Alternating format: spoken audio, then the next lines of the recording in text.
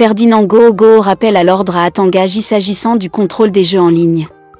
Le 22 janvier 2025, le ministre de l'Administration territoriale, Paul Atangaji, a adressé aux sociétés de téléphonie mobile une correspondance portant sur la mise en place d'un système de centralisation et de surveillance des jeux en ligne. Avant d'y arriver, nous vous invitons à mettre une pause à cette vidéo, à cliquer sur le pouce bleu, vous abonner et activer la cloche de notification pour ne rien rater de nos prochaines vidéos.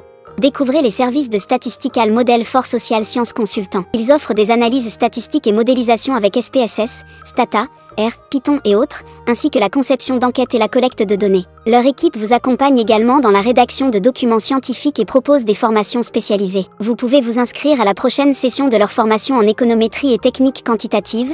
Contactez-les aux adresses affichées ou cliquez sur le lien en description. Ne manquez pas cette opportunité. Dans cette correspondance, Paul Atangaji indiquait que, dans le cadre de la régulation du secteur des jeux d'argent et de hasard, le ministère de l'Administration territoriale, administration en charge des JCUX, a décidé de mettre sur pied un système de contrôle pour mieux suivre les opérateurs dans ce secteur. À cet égard, le partenaire, la société Intouche Cameroun, dont le siège est à Douala, a été retenu par l'administration. De ce fait, toutes les opérations liées au rechargement et au déchargement des comptes des joueurs en ligne devront exclusivement passer par l'intégrateur technique ci-dessus désigné, à compter du 30 janvier 2025. Sauf que le secrétaire général de la présidence de la République, Ferdinand Gogo, n'est pas d'accord.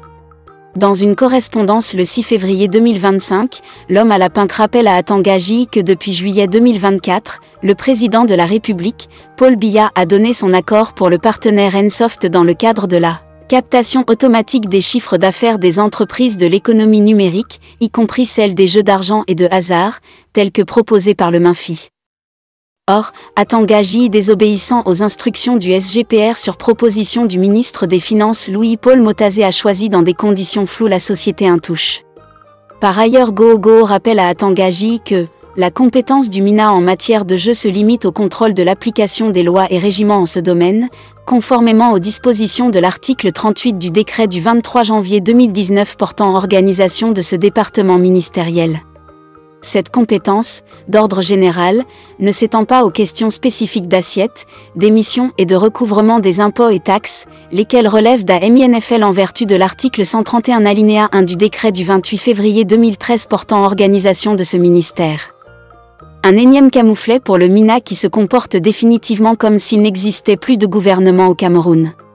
Découvrez les services de Statistical Model for Social Science Consultant. Ils offrent des analyses statistiques et modélisation avec SPSS, Stata, R, Python et autres, ainsi que la conception d'enquêtes et la collecte de données. Leur équipe vous accompagne également dans la rédaction de documents scientifiques et propose des formations spécialisées. Vous pouvez vous inscrire à la prochaine session de leur formation en économétrie et techniques quantitatives. Contactez-les aux adresses affichées ou cliquez sur le lien en description. Ne manquez pas cette opportunité.